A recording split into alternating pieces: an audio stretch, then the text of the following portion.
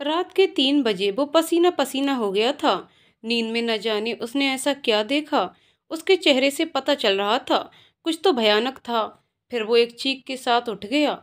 अपना पसीना पोंछते हुए वो उठ खड़ा हुआ और पास में रखे मेज पर पानी का पूरा जग एक बार में ही पी जाता है और बड़ी जोर से हाँफने लगता है। एक जोर के झटके से दरवाजा खुलता है और एक महिला अंदर आती है और घबराकर उस लड़के के पास आ जाती है। उसे गले लगा लेती है और बोलती है, शांत हो जा, अभी कुछ नहीं हुआ बेटा, शांत हो जा मेरे बच्चे। आज भी वही सपना आया ना तुझे? कुछ नहीं हुआ बच्चे। वो लड़का अभी उर्फ अभिमान अपनी माँ से कहता है, माँ वो मुझे आज भी दिखी, आज भी उसने वही किया।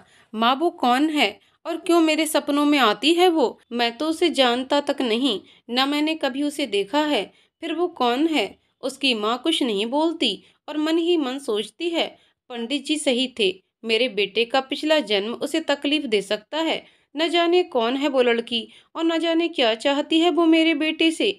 अभिमान अपनी माँ से अलग होकर कहता है, माँ आप जाकर सो जाओ, मैं ठीक हूँ, कल हमें गांव भी जाना है ना। उसकी माँ लीला उसके सर पर हाथ फेर कर चली जाती है और अभी भी फिर से सोने की कोशिश करता है। एक पहाड़ी पर अंधेरे में, जहाँ दूर दूर तक कोई रोशनी नहीं होती, वहीं एक लड़की चली जा रही है और पहाड़ी के बिल्कुल कोने पर आकर खड़ी हो जाती है और वहां खड़ी होकर कहती है, चाह कर भी तुम्हें तकलीफ नहीं दे पा रही हूँ।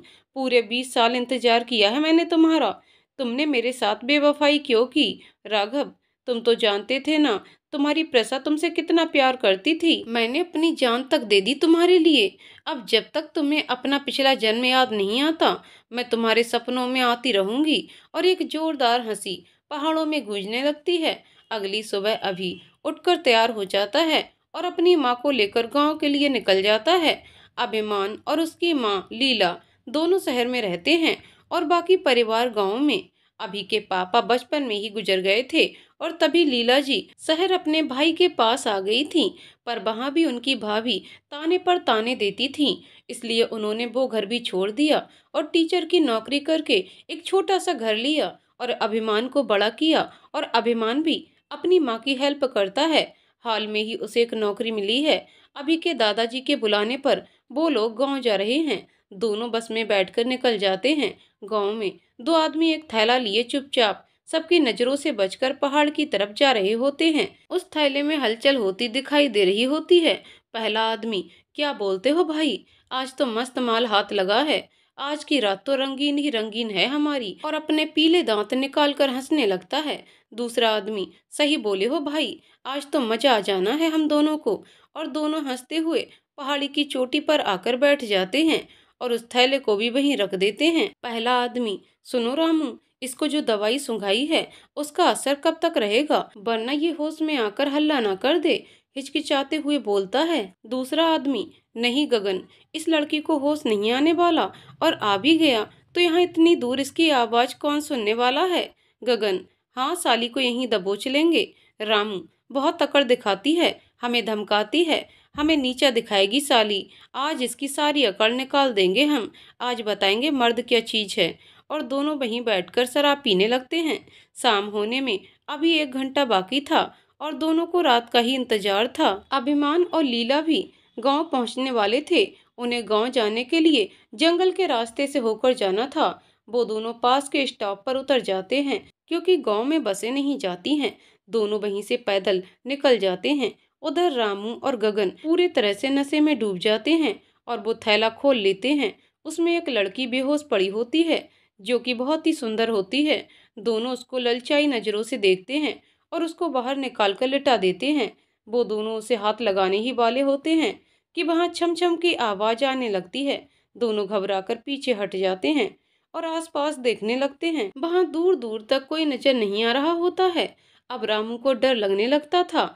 उसे अब गांव में फैली हुई बात सच लगने लगी थी। उसे लगने लगा था कि यहाँ जरूर किसी का साया है। गगन, रामू भाई, हम इस लड़की को उठाकर कहीं और ले जाना चाहिए। रामू, कैसी बात कर रहे हो तुम, हम इसको कहाँ लेकर जाएंगे? मुझे लगता है यहाँ जरूर कोई है, हमें इसे यहीं छोड़कर चले जाना चाहिए। गगन जोर से हंसने लगता है। लगता है तुम डर गए, पर मैं नहीं, मैं तो आज अपनी रात रंगीन बनाकर रहूंगा। और उस लड़की के पास जाकर उसका दुपट्टा हटा देता है। उसके ऐसा करते ही जोर जोर से हवाएं चलने लगती हैं, ठंड बढ़ जाती है। रामू डरते हुए, मैंने कहा था ना, यहाँ से चलते हैं, मुझे बहुत डर लग रहा है। गगन, अरे भाई, तुम खामखा डर रहे हो, कुछ नहीं है यहाँ। और उस लड़की को छूने की कोशिश ही करता है कि एक साया बड़ी ही तेजी से उसके पास से गुजरता है। गगन के पूरे शरीर में करंट सा दौड़ने लगता है। अब तो उसे भी डर लगने लगा था। दोनों पीछे हट जाते हैं। तभी वो सामने आ जाती है, एक भयानक चेहरे के साथ। दोनों के होश उड़ जाते हैं। गगन के शरीर से पसीना बहने लगता है। रामू, कौन हो तुम?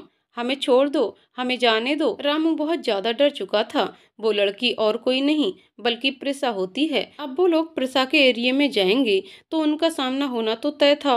प्रिसा एक जोरदार हंसी हंसती है, जिससे मौसम का हाल और बिगड़ जाता है, और कहती है, तुम लोगों को छोड़ दूं जो यहाँ काली रात में एक लड़की के साथ काले काम करने आए थे, इसे कैसे छोड़ दूं? रामू और गगन डर के मारे पीछे हटने लगते हैं। तभी प्रसा दोनों को हवा में उड़ा देती है। दोनों जोर जोर से रोने लगते हैं। उन्हें मौत साफ दिखाई दे रही होती है। दोनों का नशा हवा हो गया था। प्रसा दोनों को पहाड़ी के नीचे फेंक देती है और वो दोनों पहाड़ी के नीचे नदी में गिर जाते हैं। इतनी ऊंचाई से गिरने के बाद शायद ही कोई बचा होगा। प्रसा अपने असली रूप में आती है और उस लड़की के पास जाकर रुक जाती है, उसे दुपट्टा उड़ा देती है और कहती है, तुम्हें घर तक सही सलामत पहुंचाने वाला आने ही वाला है, उससे अपना हिसाब बाद में पूरा करूंगी। और वहां से चली जाती है। अभी और लीला गांव की सीमा तक पहुंचने ही वाले होते हैं और रास्ते में वही पहाड़ी वाला रास्ता पड़ता है। दोनों वहां से गुजरते हैं तो वहां उन्हें वो लड़की दिखाई देती है। दोनों घबरा जाते हैं और पास जाकर देखते हैं। अभी, माँ, मैं इसकी नब्ज देखता हूँ। लीला परेशान होते हुए, हाँ बेटा देख, पता नहीं कौन यहाँ ऐसे छोड़ गया है। अभी देखता है कि लड़की जिंदा है या बस बेहोश है। अभी, माँ ये जिंदा है, गांव आने ही वाला है, हम इसे गांव ले चलते हैं, वहीं पता चलेगा। लीला, हाँ बेटा ले चले इसे। और अभिमान उस लड़की को उठाकर गांव की ओर चल देता है। अभिमान उसको गांव में अपने दादाजी के यहाँ ले आता है। एक लड़की को साथ देख सभी चौंक जाते हैं। अभी के चाचा उससे पूछते हैं, ये लड़की तुम्हें कहाँ मिली? अभी, चाचा ये पहाड़ी के पास बेहोश पड़ी थी, माँ और मैं इसे यहाँ लेकर आए हैं। अभी के दादाजी, अरे श्याम, ये तो अपने मनोज की लड़की लगती है, उसे बुलाकर तो ला, पता तो चले क्या मामला है। श्याम दौड़कर बाहर चले जाता है। अभी उसे बाहर ही पलंग पर लिटा देता है। अभी की चाची उन दोनों के लिए चाय लेकर आती हैं और लीला जी से पूछती हैं, जीजी कैसी हैं आप? और यहाँ से जाने के बाद तो यहाँ आना ही भूल गईं। लीला, नहीं छोटी, ऐसी बात नहीं है, काम में ही सारा वक्त बीत जाता है, इसलिए समय नहीं मिला। तभी श्याम के साथ मनोज आ जाता है, जो बहुत ही घबराया हुआ था। उस लड़की के पास आकर रोने लगता है और बोलता है, मनोज, नीति मेरी बच्ची, क्या हुआ तुझे? उठ जा बेटा। अभी, चाचा जी, अभी ये बेहोश है, हमें होश में आने का इंतजार करना चाहिए। दादाजी, मनोज अभी सही कह रहा है, अब तो तुम्हारी बिटिया के होश में आने के बाद ही पता चलेगा क्या हुआ है। सब वहीं बैठ जाते हैं। अभी भी ख्यालों में खोया हुआ है। लीला जी आकर पूछती हैं, लीला क्या हुआ बेटा, कहाँ खोए हो? अभी, कुछ नहीं माँ, मुझे वो पहाड़ी जानी पहचानी सी लगी, पर मैं तो वहाँ कभी गया भी नहीं। लीला, ज्यादा मत सोच बेटे, तुझे वहम हुआ होगा। तभी नीति होश में आने लगती है। सभी उठकर खड़े हो जाते हैं और उसे घेर लेते हैं। नीति, आह मेरा सर क्यों इतना फट रहा है? और जब आँख खोलकर सामने सबको देखती है तो शौक हो जाती है। पापा आप यहाँ? और अपने आसपास देखकर, और मैं यहाँ श्याम चाचा के यहाँ क्या कर रही हूँ? कोई कुछ बताएगा मुझे? मनोज, बिटिया तुम पहाड़ी पर बेहोश मिली थी इन लोगों को, और अभी की तरफ इशारा करता है, पर तुम वहाँ पहुँची कैसे? तुम तो स्कूल गई थी ना पढ़ाने। नीति, हाँ पापा, मैं वहीं थी, बल्कि खाना खाने के बाद मुझे चक्कर आने लगे, उसके बाद का मुझे कुछ भी याद नहीं है। अभी, यानी किसी ने खाने के साथ कुछ था। सभी अभी की तरफ देखने लगते हैं। अभी हड़बड़ा जाता है। मनोज नीति से कहते हैं, बेटा यही तुम्हें यहाँ लेकर आए हैं, अगर ये नहीं लाते तो हमें तो खबर भी नहीं होती। और एक चिंता की रेखा उनके चेहरे पर दिखाई देने लगती है। नीति अभिमान को देखती है। गेहुआ रंग, सुनहरे बाल, प्यारी आंखें और उसकी सहनशीलता उसका मन मोह लेती है। पहली ही नजर में उसे अभी भाने लग गया था। नीति अभी के पास उठकर जाती है। नीति, आपका बहुत बहुत शुक्रिया, आपने मुझे बचाया। अभी जी शुक्रिया की कोई बात नहीं, वहाँ कोई भी होता तो यही करता। नीति, नहीं, सभी लोग आपकी तरह नहीं सोचते हैं, कोई भी मौके का फायदा उठाता, पर आपने मदद की। और इतना बोलकर मनोज के पास आकर घर जाने का बोलती है। मनोज भी हाथ जोड़कर धन्यवाद बोलता है और वहां से निकल जाते हैं। प्रसा पहाड़ी पर बैठकर सोच रही होती है, तुम पर इस बात का यकीन था मुझे कि तुम कभी किसी का फायदा नहीं उठाओगे, इसलिए मैंने उसकी मदद के लिए तुम्हें चुना। अभिमान उर्फ राघव, तुमने सिर्फ मुझे ही धोखा दिया, मुझे झूठी तसल्ली दी कि तुम मुझसे प्यार करते हो। प्रसा का चेहरा उदास हो जाता है। जानते थे ना, इस दुनिया में तुम्हारे अलावा और कोई नहीं था मेरा। मेरा दिन भी तुमसे शुरू होता, रात भी तुमसे ही खत्म। और तुमने उस दिन ये सब क्यों कहा? आंखों में गुस्सा भरकर कहती है, मेरी मोहब्बत भी तुमसे शुरू और नफरत भी तुम पर खत्म। और हंसने लगती है। घर आकर नीति अपने कमरे में आ जाती है और सोचने लगती है कि आखिर उसके साथ ये हरकत की किसने। और फिर अभी के बारे में सोचने लगती है। नीति कितना मासूम है वो, उसकी मासूमियत मुझे भाने लगी है। धत पागल लड़की, क्या सोचने लगी, उसे तो तू जानती भी नहीं। और सो जाती है। अगली सुबह गांव में हो रहे हल्ले से अभिमान की नींद खुलती है। अभिमान आंखें मलते हुए बाहर आता है और देखता है सभी थोड़े परेशान दिखाई दे रहे हैं। अभी अपनी माँ से पूछता है, माँ क्या हुआ है, ये बाहर शोर क्यों हो रहा है? लीला, बेटा वो गांव के 2 लोगों की मौत हो चुकी है, उनकी लाश आज तालाब में तैरती हुई मिली है। अभिमान अपनी माँ से पूछता है, माँ ये सब कैसे हुआ? लीला, शायद पहाड़ी से गिरने से। तभी अभी के दादाजी उठकर टहलने लगते हैं और बोलते हैं, दादाजी यहाँ गांव में ये अफवाह है, वहाँ एक लड़की का साया मंडराता है, इसका सच कोई नहीं जानता। और मनोज की लड़की भी वहीं बेहोश मिली थी, जरूर इन बातों का कोई ना कोई संबंध है। लीला जी, पिताजी कल हम दोनों भी उसी रास्ते से आए थे। अभी थोड़ा सोचते हुए, वहाँ किस लड़की का साया है दादाजी? दादाजी अभी की तरफ देखकर, उसे कोई नहीं जानता बेटा, उसने वहां से कूदकर अपनी जान दे दी थी। अभी ये सुनकर घबरा जाता है और उठ खड़ा होता है और वहां से चला जाता है। सब उसकी तरफ देखते हैं और लीला जी से पूछते हैं, इससे क्या हुआ लीला, ये ऐसे क्यों चला गया? लीला जी चिंतित हो जाती हैं और कहती हैं, मैं देख कर आती हूँ पिताजी। इधर नीति जब उठकर खड़ी होती है तब उसे उसकी माँ बताती है कि 2 लोगों की मौत हो चुकी है। नीति उन लोगों के बारे में पूछती है तो उसे पता चलता है ये वही लोग थे जिनसे उसके स्कूल में बहस हो जाती थी। नीति सोचती है, कहीं ये लोग ही तो मुझे उठाकर नहीं ले गए थे। अपना सर झटक और खुद से कहती है, खैर मुझे क्या लेना देना इन सब से, और स्कूल के लिए निकल जाती है। नीति एक स्कूल टीचर है, शहर से पढ़ाई करके वो यहीं बच्चों को पढ़ाती है और अपने माँ पापा के साथ गांव में ही रहती है। नीति भले गांव में रहती है पर उसकी सोच एकदम नई है। अभी अपने कमरे में आकर सोचने लगता है कि मेरे सपने में भी तो एक लड़की पहाड़ी से कूदकर अपनी जान देती है, कहीं ये वही लड़की तो नहीं? पर अगर ये वही लड़की है तो ये मेरे सपनों में क्यों आती है? ये सब सोच सोचकर अभी का सर दर्द करने लगता है। तभी लीला जी आ जाती हैं और पूछती हैं, अभी क्या हुआ बेटा, तू ठीक तो है ना? अभी, हाँ माँ मैं ठीक हूँ, बस थोड़ा सर दर्द कर रहा है, मैं गांव में थोड़ा टहल कर आता हूँ। और वहां से चला जाता है। लीला जी भी घर के कामों में लग जाती हैं। अभी टहलते टहलते स्कूल के पास आ जाता है। वहां वो नीति को पढ़ाते हुए देखता है, जो मस्ती करते हुए बच्चों को पढ़ा रही होती है। उसके चेहरे की मुस्कान देखते हुए अभी के चेहरे पर भी मुस्कान आ जाती है। नीति को अपने ऊपर किसी की नज़र महसूस होती है।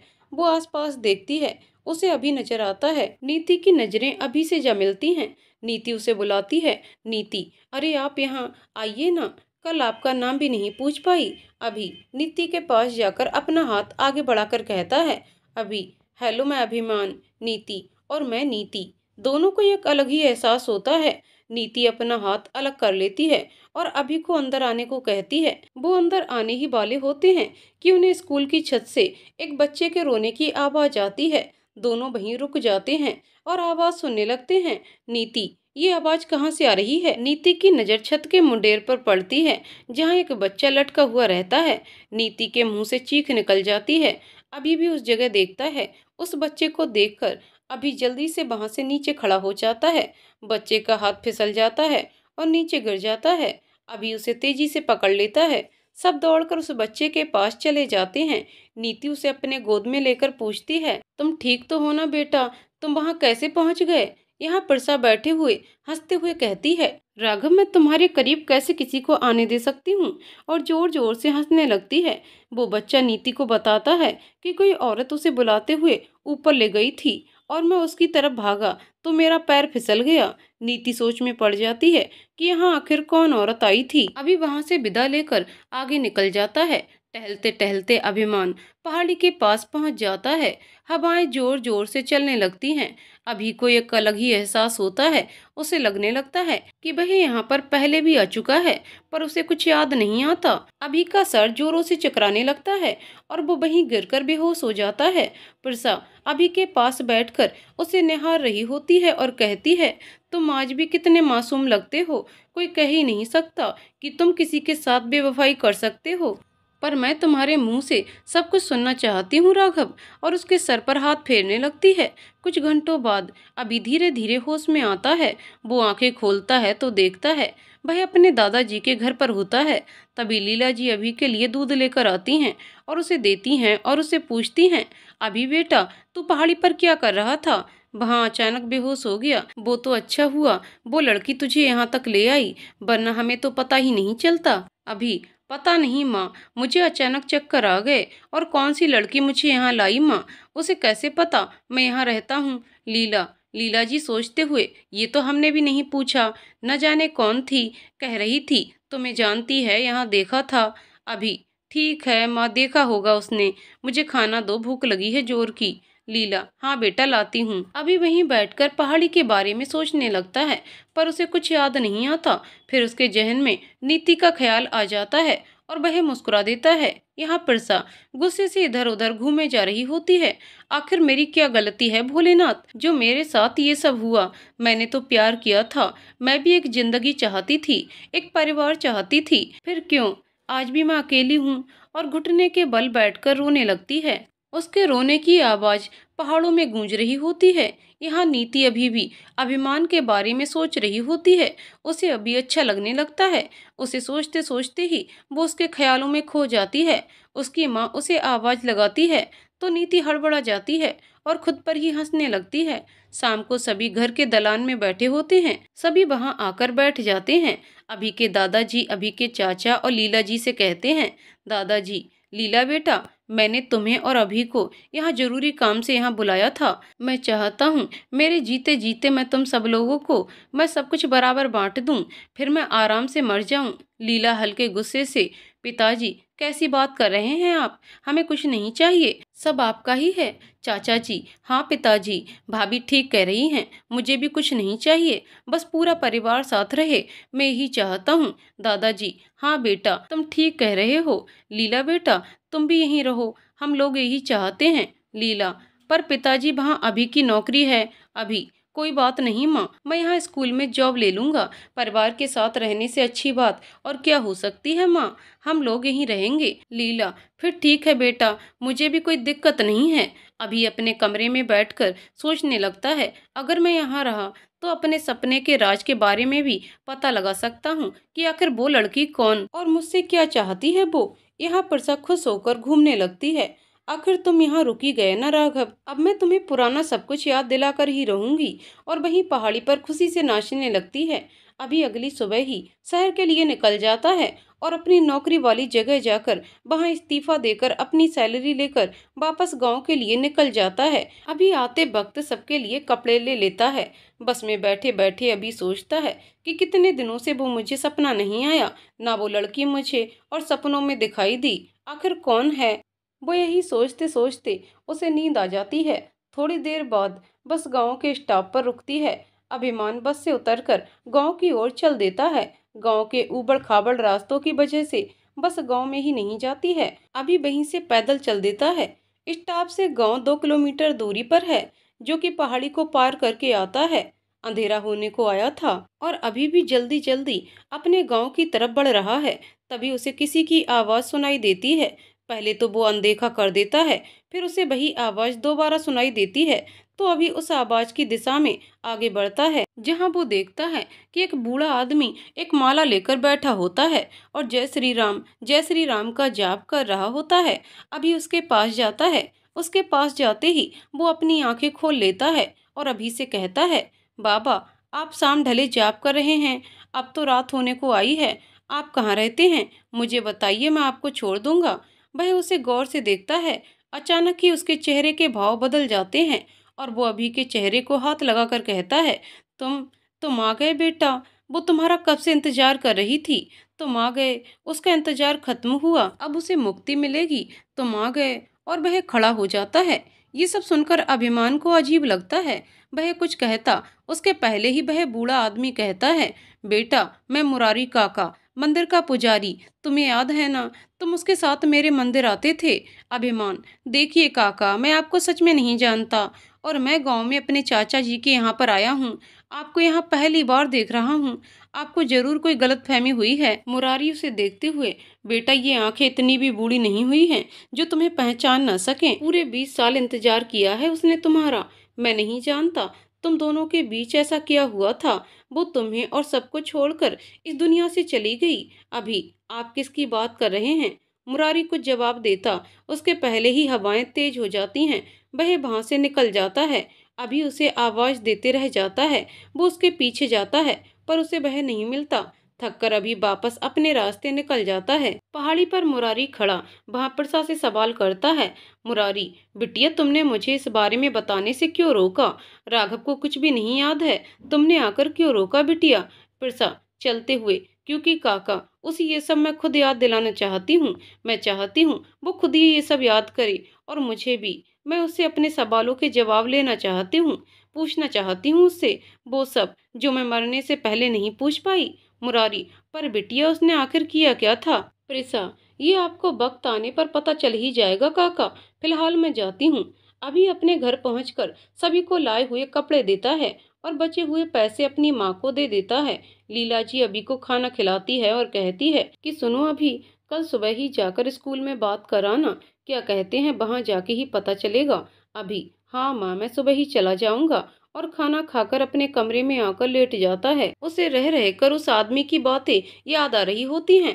वो अपनी माँ को कुछ नहीं बताता, ये सोचकर कि उसकी माँ परेशान होगी। यही सोचते सोचते अभी को नींद आ जाती है। अगली सुबह अभिमान तैयार होकर स्कूल के लिए निकल जाता है। उसके साथ ही उसके दादाजी भी जाते हैं ताकि वो भी कुछ बात कर सकें। स्कूल में अभी और दादाजी दोनों हेड मास्टर के पास जाते हैं। अभी उन्हें अपने एजुकेशन के बारे में बताता है और स्कूल में पढ़ाने की बात करता है।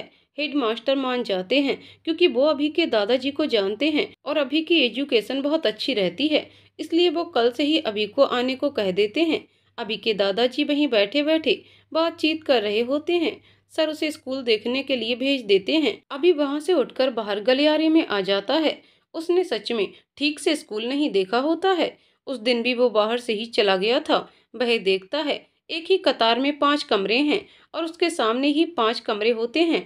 अभी आगे बढ़ बढ़कर सारे कमरे देख रहा होता है। नीति भी अपनी क्लास में बच्चों को पढ़ा रही होती है। उसके लंबे बाल उसके गालों को छूकर बार बार उसे परेशान कर रहे होते हैं। नीति तंग आकर बाल बांधने लगती है कि तभी अभी के मुंह से निकल जाता है, खुले रहने दीजिए, अच्छे लग रहे हैं। नीति अभी की तरफ देखती है और अपनी आंखें ऊपर करके पूछती है, नीति, आपने कुछ कहा क्या? अभी हड़बड़ा कर, अब नहीं तो, मैं तो बस क्लास देख रहा था। कल से मैं भी ज्वाइन करने वाला हूँ यहाँ। नीति, ओह अच्छा, आप भी यहीं आ रहे हैं, ये तो अच्छी बात है। यहाँ गांव में ऐसे भी एजुकेशन की बहुत ज़रूरत है। यहाँ बहुत ही कम लोगों को पढ़ाना पसंद करते हैं।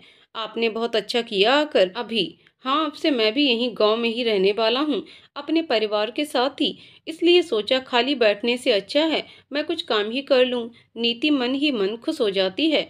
हाँ, सही सोचा आपने। दोनों बात कर रहे होते हैं कि दादाजी अभी को आवाज देकर बुला लेते हैं। अभी वहां से जाने लगता है। अभी, अच्छा मैं चलता हूँ, हम कल मिलेंगे। नीति, जी। नीति अभी को जाते हुए देखती रहती है। उसे ये जानकर बहुत खुशी होती है कि अभी भी अब उसके साथ ही पढ़ाने आएगा और उसके साथ वक्त बिताने को मिलेगा। ये सोचकर ही नीति के चेहरे से मुस्कुराहट नहीं जा रही है। अभी दादाजी के साथ घर आ जाता है और घर आकर वो खाना खाकर कमरे में आकर लेट जाता है। यहाँ नीति भी अपना काम खत्म करके घर के लिए निकल जाती है। उसका घर 2-3 गली छोड़कर आता है। नीति अपनी ही धुन में चली जा रही होती है कि तभी वो किसी से टकरा जाती है। उसके हाथ से सामान नीचे गिर जाता है। वो सामान उठाने लगती है और बिना देखे ही सॉरी बोल देती है। अपनी आंखें सही जगह देखने के लिए इस्तेमाल करोगी तो ज्यादा बेहतर होगा, वरना आगे तुम्हें ही तकलीफ होगी। इतना कहकर वो टकराने वाली औरत आगे बढ़ जाती है। नीति ये सुनने के बाद उसे पलटकर देखती है, पर उसे वो दिखाई नहीं देती है। नीति सोच में पड़ जाती है कि आखिर उस औरत ने ऐसा क्यों कहा। नीति वहां से उठकर अपने घर आ जाती है। उसके दिमाग में अभी भी वही बातें चल रही होती हैं। वो अपनी माँ को इस बारे में बताती है। उसकी माँ कहती है, छोड़ना बेटा, होंगी कोई, तुझे बोल दिया होगा, चल आजा खाना खा ले। नीति उसकी बात मान लेती है और अपना ध्यान हटाकर खाना खाने लगती है। यहाँ प्रसा अपने आप से बातें कर रही होती है। आज उसे पहली चेतावनी देकर आई हूँ। अगर वो समझ जाती है तो ये उसके लिए बेहतर होगा, क्योंकि मैं अपने और राघव के बीच किसी तीसरे को नहीं देख सकती। जब तक राघव अपना पिछला जन्म याद नहीं कर लेता, तब तक मैं किसी के सामने नहीं आ सकती। हे भोलेनाथ, मेरी सहायता करो ताकि मैं सब कुछ जान सकूं और राघव को पिछला सब कुछ याद दिला सकूं। परसा ये कहते हुए दूर अंधेरे में कहीं गुम हो जाती है। अभी को लेटे लेटे नींद आ जाती है। वह अपने सपने में देखता है कि एक लड़की तितलियों के साथ खेल रही होती है। उसका चेहरा दूसरी ओर रहता है। अभी आज तक उसका चेहरा नहीं देख पाया था। अभी उस लड़की को पहचान जाता है, क्योंकि ये उसके सपनों में पहले भी आ चुकी है। अभी उसकी तरफ बढ़ता है। जैसे जैसे वो उसकी तरफ जाता है, वो लड़की और दूर होते जाती है। अभी उसकी तरफ और आगे बढ़ता जाता है और आखिर में वो लड़की पहाड़ी के किनारे आ जाती है। अभी घबराकर उसे आवाज देता है, सुनो, कौन हो तुम और यहाँ क्या करने जा रही हो। वो लड़की बिना पीछे मुड़े कहती है, मुझे याद करो राघव, याद करो मुझे, मुझे तुम जानते हो राघव, याद करो। और इतना कहकर वो वहां से छलांग लगा देती है। अभी चीख के साथ उठ जाता है। अभी फिर से वही सपना, पर आज उसने मुझे राघव कहकर पुकारा। आखिर कौन है ये। अगले दिन अभी तैयार होकर स्कूल के लिए निकल जाता है और वहां देखता है कि नीति अभी तक स्कूल नहीं आई होती है। अभिमान सर से अपने क्लास के बारे में पूछकर जाने लगता है कि तभी उसे नीति की आवाज सुनाई देती है। नीति, गुड मॉर्निंग अभिमान। अभी उसे देखता है। वह मन में सोचता है, ये आज कुछ ज्यादा ही खूबसूरत लग रही है। ये आज ज्यादा तैयार होकर आई है। गुड मॉर्निंग नीति। नीति ने आज अपना नया सूट पहन रखा था और बालों को खुला छोड़ दिया था। सूट में वो बहुत ही सुंदर लग रही होती है। न जाने क्यों आज उसका मन हुआ तैयार होने का, वरना तो मेकअप के नाम से ही दूर भागती है। नीति गुड मॉर्निंग बोलकर अपने क्लास में चली जाती है और अभी भी अपने क्लास के लिए चला जाता है। नीति खुद से, ये आज मुझे क्या हुआ जो इतना बन कर चली आई। वो क्या सोच रहा होगा मेरे बारे में। मैं भी ना बिल्कुल बुद्धू हूँ। प्रसा अपना रूप बदलकर स्कूल में आती है। वह एक सुंदर सी लड़की का रूप ले लेती है और वहाँ हेड मास्टर के पास जाती है। उन्हें कहती है, सर मुझे नौकरी की बहुत जरूरत है, आप प्लीज मुझे नौकरी दे दीजिए। सर देखिए, मैं आपको नौकरी दे देता हूँ, पर अगर आपका पढ़ाना सही नहीं लगा तो आपको नौकरी छोड़नी होगी। आप अपने सारे कागज ले आइए और कल से ही आप आ जाना। आपका नाम क्या है। प्रिसा। जी मेरा नाम प्रिसा है। सर ठीक है, आप कल आ जाना। प्रसा वहां से बाहर आ जाती है और जाते जाते एक नजर अभी पर डालती है और फिर वहां से निकल जाती है।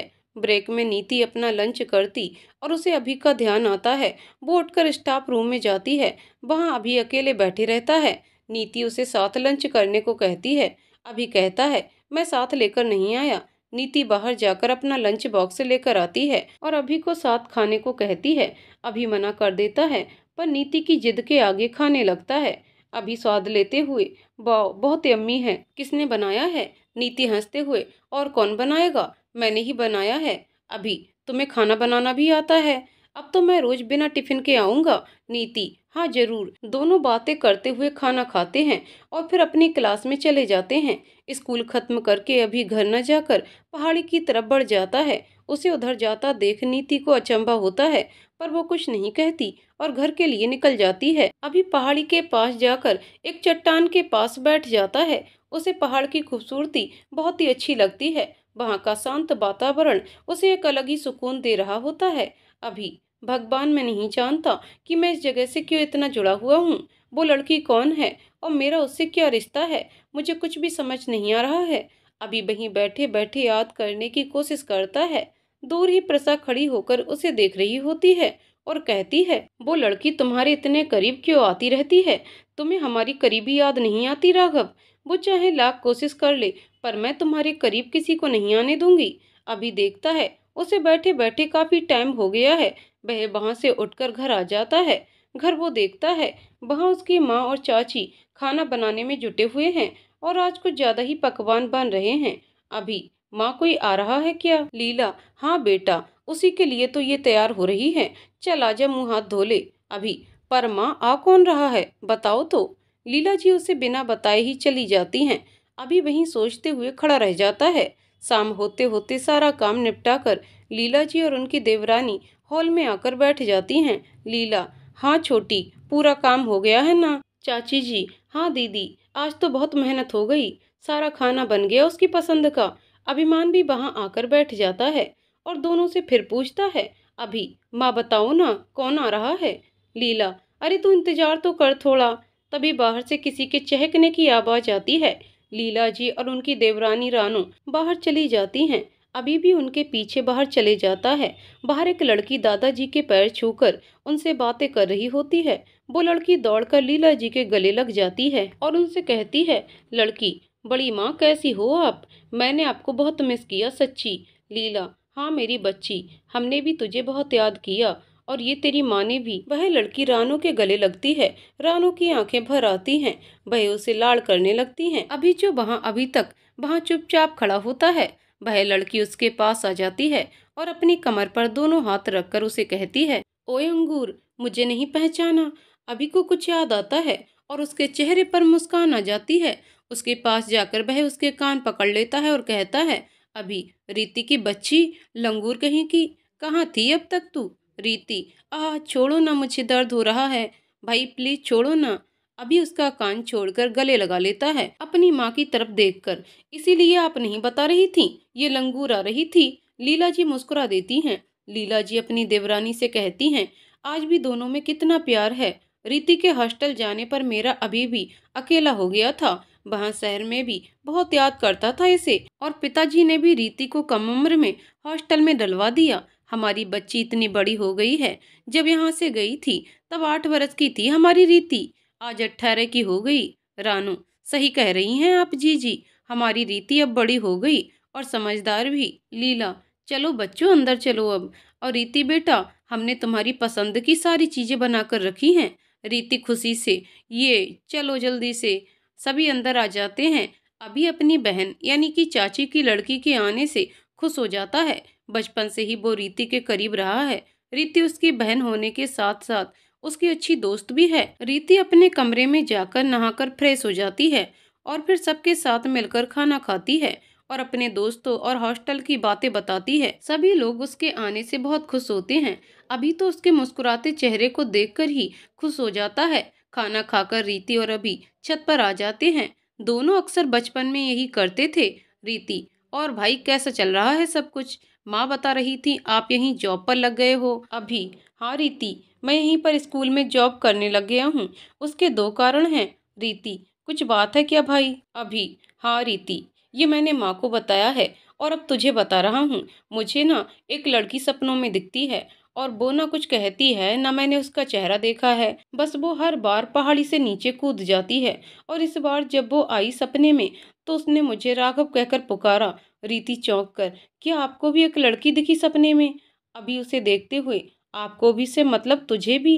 रीति लंबी सांस लेकर, मुझे भी एक लड़की सपने में दिखती है और वो भी यही करती है जो आपने बताया है। अभी ये सुनकर हैरान हो जाता है कि आखिर दोनों को एक ही सपना कैसे आ सकता है। अभी, पर उस लड़की से हमारा क्या रिश्ता है? मैं इसी वजह से यहाँ रुका हूँ। रीति, मैं भी इसी के लिए यहाँ आई हूँ और देखना, हम दोनों जरूर पता करेंगे। अभी, हाँ रीति, चल बहुत रात हो गई है, तू भी सो जा। और दोनों नीचे आकर अपने अपने कमरे में सोने चले जाते हैं। आखिर तुम भी यहाँ आ ही गई मेरी प्यारी सहेली रत्ना। और एक जोरदार हंसी के साथ प्रिसा हवा में उड़ने लगती है। अगले दिन रीति देर तक सोई रहती है। इस वजह से अभी उसके कमरे में जाता है। उसे सोता देख वो मुस्कुराकर उसके सर पर हाथ फेरकर वापस आ जाता है।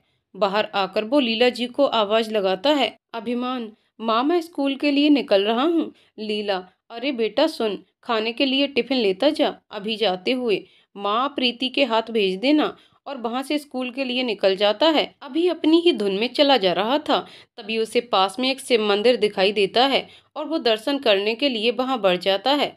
वहां अंदर जाते ही उसके दिमाग में कुछ चित्र अपने आप चलने लगते हैं। उसे महसूस होता है कि वो यहाँ आ चुका है। उसका सर चकराने लगता है। वो सर पकड़कर वहीं बैठ जाता है और मंदिर को ध्यान से देखने लगता है और अपनी आंखें बंद कर लेता है।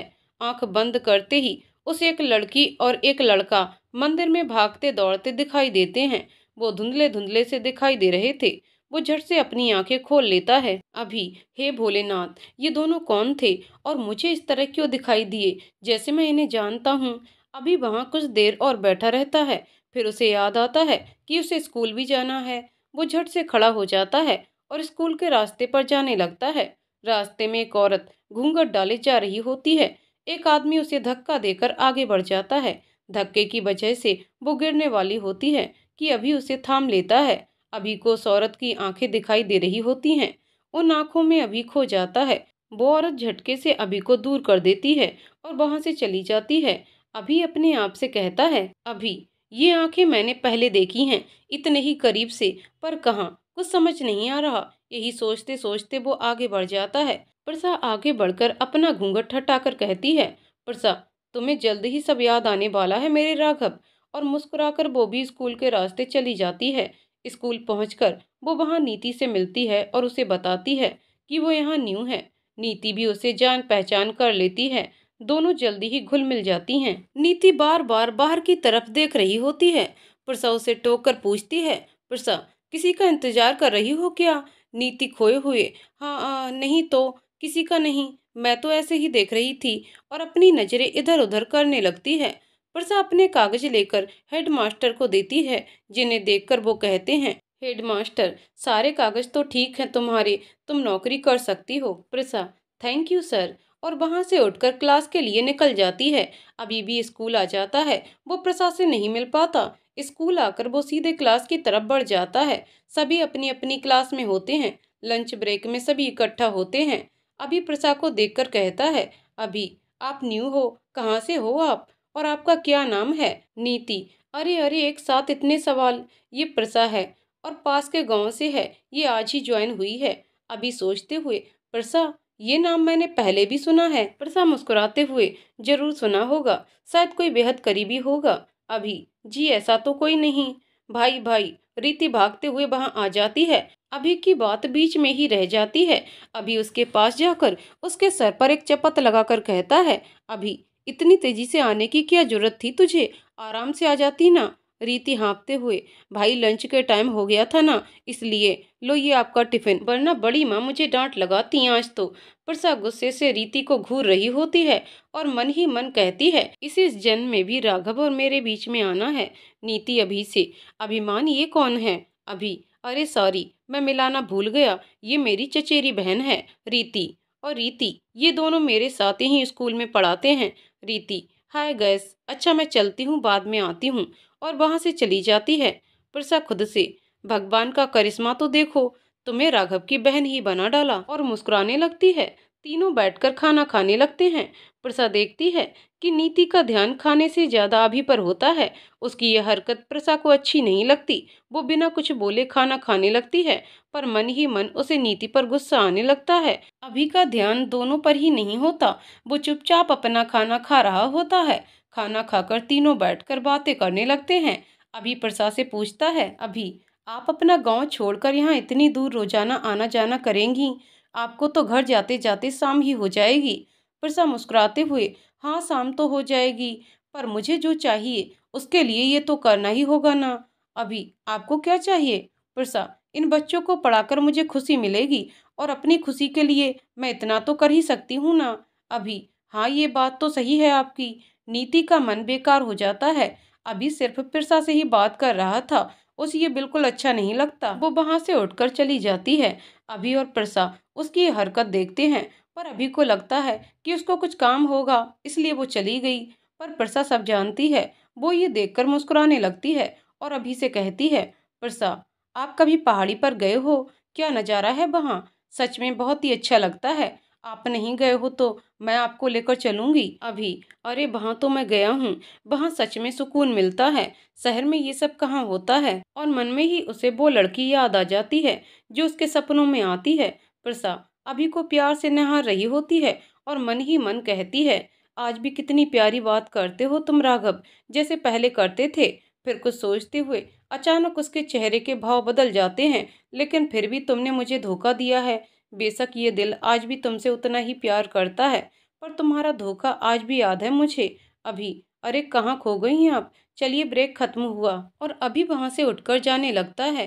प्रसा भी वहां से उठकर चली जाती है। वाह कितना सुंदर है ये, सपने से भी सुंदर। आज तो जल्दी से वहां से आ गई, वरना यहाँ नहीं आ पाती। मुझे ना भाई के साथ यहाँ आना चाहिए था और मजा आता। चलो फिर कभी भाई के साथ। आज मैं खुद से ही कुछ ना कुछ पता करने की कोशिश करती हूँ। ये रीति है जो स्कूल से जल्दी से निकलकर यहाँ आ गई। सपने में वो लड़की यहीं पर ही तो दिखाई दी थी, शायद यहीं से कुछ पता चले। ये कहकर रीति वहां घूमने लगती है और आसपास का नजारा देखने लगती है। आप आ ही गईं, चलिए आपसे मुलाकात हो ही जाए रत्ना। इतना कहकर प्रसा स्कूल से निकल जाती है और पीछे छोड़ जाती है उसकी परछाई, जो कि सिर्फ एक छलावा होता है जिसको देखकर कोई नहीं कह सकता कि ये प्रसा नहीं है। रीति को वहां काफी देर हो जाती है। प्रसा अपने असली रूप में वहां आ जाती है। वो पीछे से खड़े होकर रीति पर नजर बनाए रखती है। रीति का चेहरा सामने की ओर रहता है। वहां अचानक उसके सामने प्रसा आ जाती है। ये देखकर रीति थोड़ा डर जाती है। उसके गले से आवाज नहीं निकलती। वो हिम्मत करके पूछती है, रीति कौन कौन हो तुम। प्रसा बिना कुछ कहे रीति के सामने खड़ी रहती है और कहती है, प्रसा मैं वही हूँ जिससे तुमने उसका प्यार छीन लिया, दोस्ती की आड़ में मुझे धोखा दिया। ये कहते हुए प्रसा की आंखें लाल हो जाती हैं। इधर रीति को कुछ समझ नहीं आता। रीति कौन सा धोखा, क्या बोल रही हो। मैं तो तुम्हें ठीक से जानती भी नहीं, और मैं क्यों तुम्हारा प्यार छीनूंगी भला। और तुम वही हो ना जो मेरे सपनों में आती हो। प्रसा जोर जोर से हंसने लगती है और पास जाकर रीति का गला पकड़ लेती है। तुम मुझे नहीं जानती, तुम मुझे भूल गई, पर मैं नहीं भूली हूँ तुम्हें रत्ना। और याद रखना, अपना बदला मैं लेकर रहूंगी। रीति कराहते हुए, छोड़ो मुझे आ। एक तेज झटके से प्रसा रीति को छोड़ देती है। रीति जोर से खांसने लगती है। वो ऊपर सर उठाकर देखती है तो वहां प्रसा नहीं होती। रीति ये देखकर और डर जाती है। उसे कुछ भी समझ नहीं आता। वो वहां से तेजी से भागते हुए निकल जाती है। वहीं पीछे खड़ी प्रसा के चेहरे पर एक रहस्यमयी मुस्कुराहट आ जाती है। स्कूल खत्म होते ही अभी घर जाने लगता है। वो देखता है कि प्रसा अभी भी क्लास में है। वो उसके पास जाकर कहता है, अभी प्रसा आप भी घर के लिए निकल जाओ, वरना शाम हो जाएगी जाते जाते। प्रसा हाँ बस निकलने ही वाली हूँ। अभी वहां से निकलता है। वो घर की ओर बढ़ ही रहा होता है कि उसे भागती हुई रीति नजर आती है। वो दौड़कर उसके पास आ जाता है। अभी घबरा कर, क्या हुआ रीति, तू ऐसे भागकर कहाँ से आ रही है। किसी ने कुछ किया क्या, बोल क्या हुआ है। रीति हाँफते हुए, भाई वो। अभी वो क्या। रीति भाई वो मैं वहां गई थी पहाड़ी पर। अभी चौंक कर, तू वहां क्यों गई अकेले, मुझे क्यों नहीं बताया क्या हुआ वहां। रुक पहले, इधर आ बैठ जा। और उसे पास के ओटले पर बैठाता है।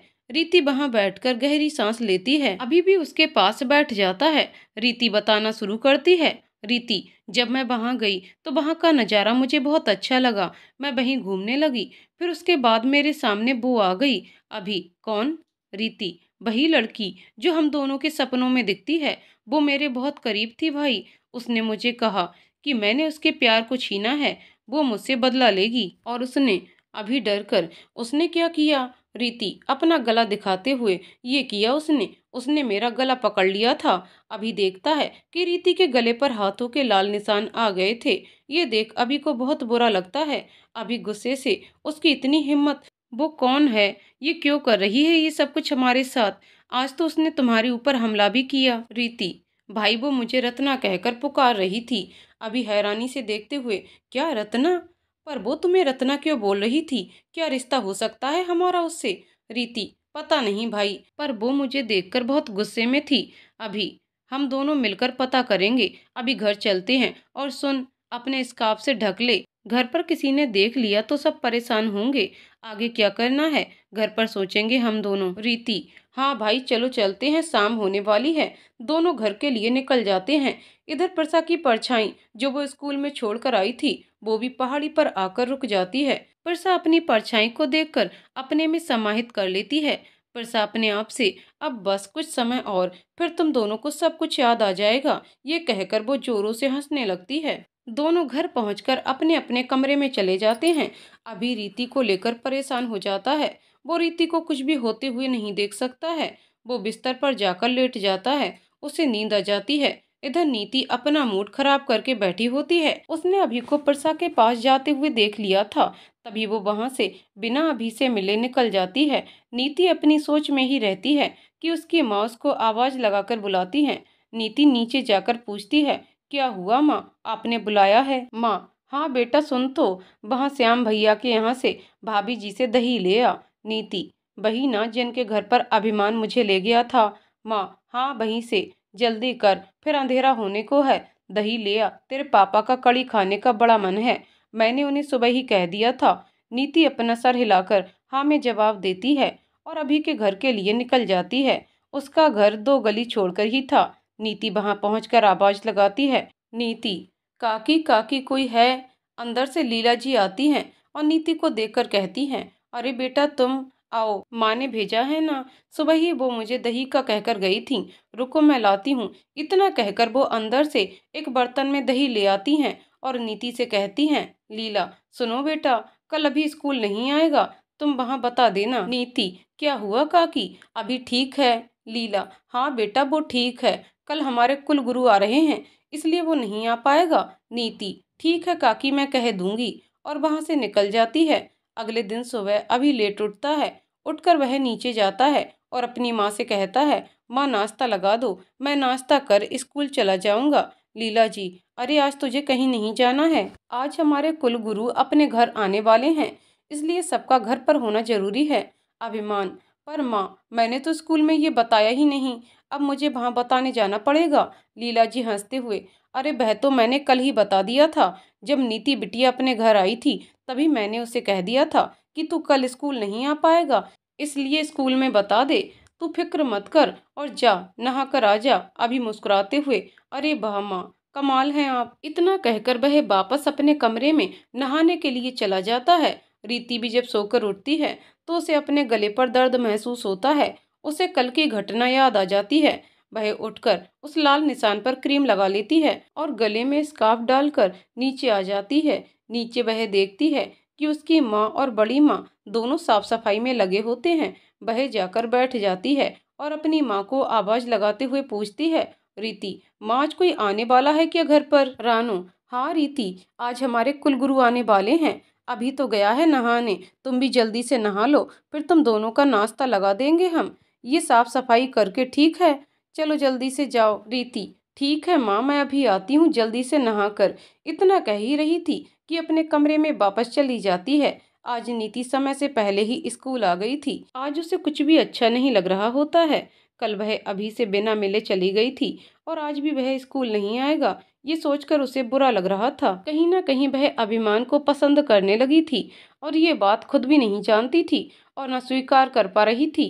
नीति अकेले बैठी हुई होती है, तभी वहां पर परसा भी आ जाती है और उसके पास जाकर कहती है, परसा, अरे नीति तुम अकेले बैठी हो, आज अभिमान नहीं आया क्या स्कूल के लिए? नीति पूछे मन से, नहीं, उसके घर कोई गुरुजी आने वाले हैं, इसलिए वह आज नहीं आएगा। ये सुनकर परसा मुस्कुराने लगती है। उसके दिमाग में कुछ ना कुछ चल रहा होता है। वह वहां से चली जाती है। गांव की सड़क पर एक गाड़ी तेजी से दौड़ रही होती है।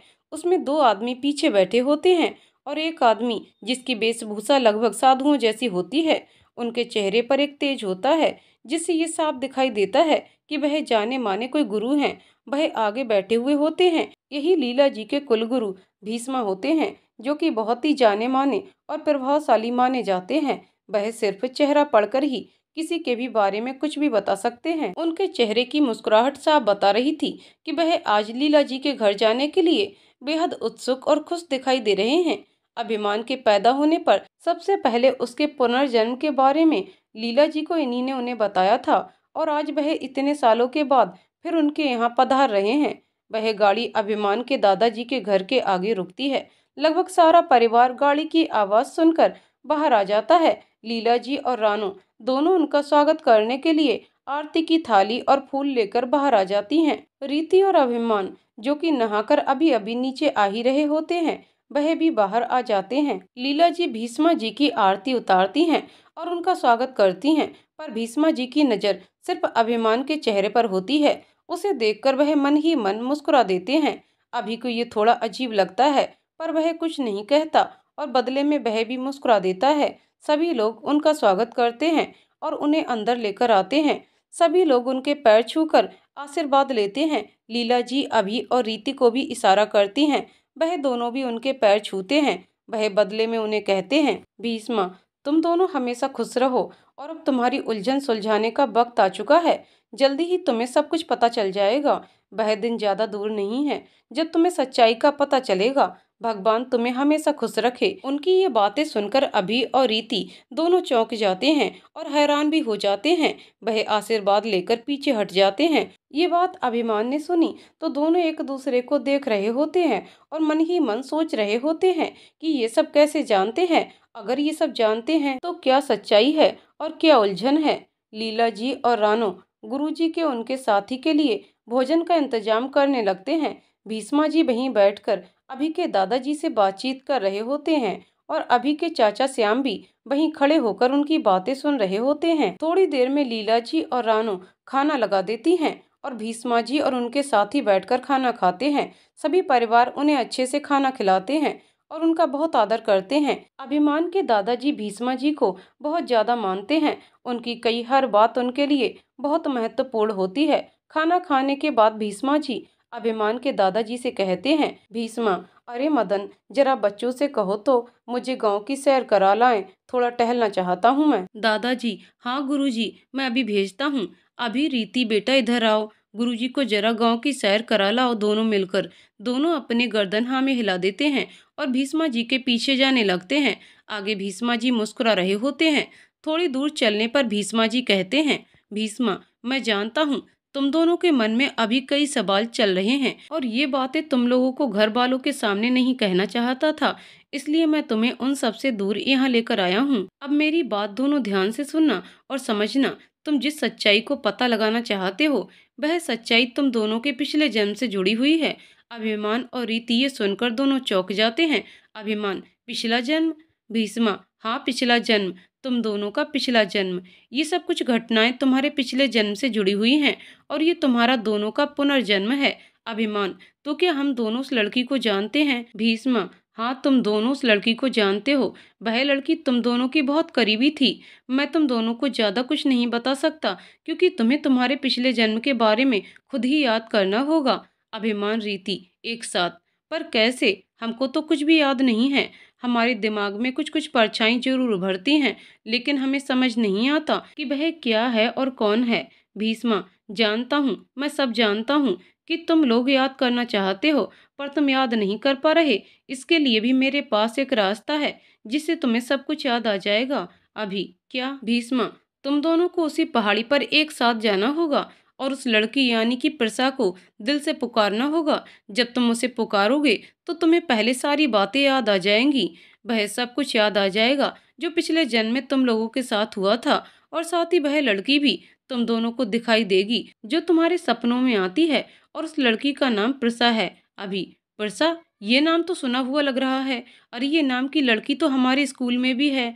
भीष्मा मुस्कुराते हुए, तुम अभी भी नहीं समझे। जो लड़की तुम्हारे स्कूल में आई थी वह प्रसा थी, पर वह रूप बदल कर आई थी, अपने असली रूप में नहीं आएगी। अगर असली रूप में आई होती तो शायद तुम जरूर उसे याद कर पाते। अभिमान ये सुनकर हैरान हो जाता है और कहता है, ये सब क्या है? ये पुनर्जन्म, ये प्रसा, ये सपना, वह पहाड़ी, सब कुछ कुछ भी समझ में नहीं आ रहा है। सब सोच सोच कर ही सर फटा जा रहा है। भीष्मा, अब तुम्हें कुछ भी सोचने और समझने की जरूरत नहीं है। जैसा मैंने तुम दोनों को कहा है, तुम दोनों ठीक वैसा ही करो, फिर सारी सच्चाई तुम लोगों के सामने आ जाएगी। उसके बाद तुम दोनों सोच समझकर ही निर्णय लेना, क्योंकि जब सच्चाई तुम्हारे सामने आएगी तो तुम उस सच्चाई का कैसे सामना करोगे, ये तुम दोनों के ऊपर निर्भर करता है, और तुम्हारे आने वाले कल पर भी। चलो अब हम घर की ओर चलते हैं और तुम लोग कल ही वहां जाओगे। अभी और रीति एक साथ, ठीक है गुरुजी, और तीनों वापस लौटकर घर आ जाते हैं। थोड़ी देर बाद गुरुजी सबको आशीर्वाद देकर लौट जाते हैं और जाते जाते अभिमान और रीति को कहते हैं, फिक्र मत करो, सब ठीक होगा। दोनों की सूनी आंखों में नींद कोसों दूर रहती है। दोनों ही बेचैन होकर करवट बदलते रहते हैं। रीति और अभिमान दोनों को अगली सुबह का बेसब्री से इंतजार रहता है। वह जल्द से जल्द सच्चाई तक पहुंचना चाहते थे और जानना चाहते थे वह सच्चाई कि आखिर क्या रिश्ता है उन लोगों का। इसी तरह करवट बदलते बदलते दोनों की आंख लग जाती है और दोनों गहरी नींद में सो जाते हैं। अगले दिन 10 बजे भी अभी बाहर नहीं आता है तो लीला जी कमरे में जाकर उसे आवाज देती हैं, लीला, अभी 10 बज गए हैं और तुम अभी तक सो रहे हो। उठो जल्दी से, आज क्या हो गया दोनों को। रीति भी नहीं उठी। उठो और उसको भी उठा कर आती हूँ। ये सुनते ही अभी झटके से उठकर बैठ जाता है और कहता है, अभी, हे भगवान, 10 बज गए, आज मैं इतनी देर कैसे सो लिया। और जल्दी से उठ जाता है और नहाने चला जाता है। इधर लीला रीति के कमरे में जाकर उसे भी उठाती हैं और उसे उठाकर वापस अपने काम में लग जाती हैं। अभी जल्दी से नहाकर नीचे आता है और उसे आवाज लगाता है, अभी, रीति क्या कर रही हो, जल्दी नीचे आओ। रीति भागते हुए, हाँ भाई आ गई। नीचे आकर रीति अभी को कहती है, रीति चलें। अभी, हाँ, और दोनों निकल जाते हैं। डर दोनों के मन में रहता है। दोनों चुपचाप चल रहे होते हैं। रास्ते में जब दोनों को शिव मंदिर दिखाई देता है तो अभिमान उसे इशारा करता है। रीति भी सर हिलाकर हाँ कर देती है। दोनों दर्शन के लिए आगे बढ़ जाते हैं। मंदिर में दोनों दर्शन करने चले जाते हैं।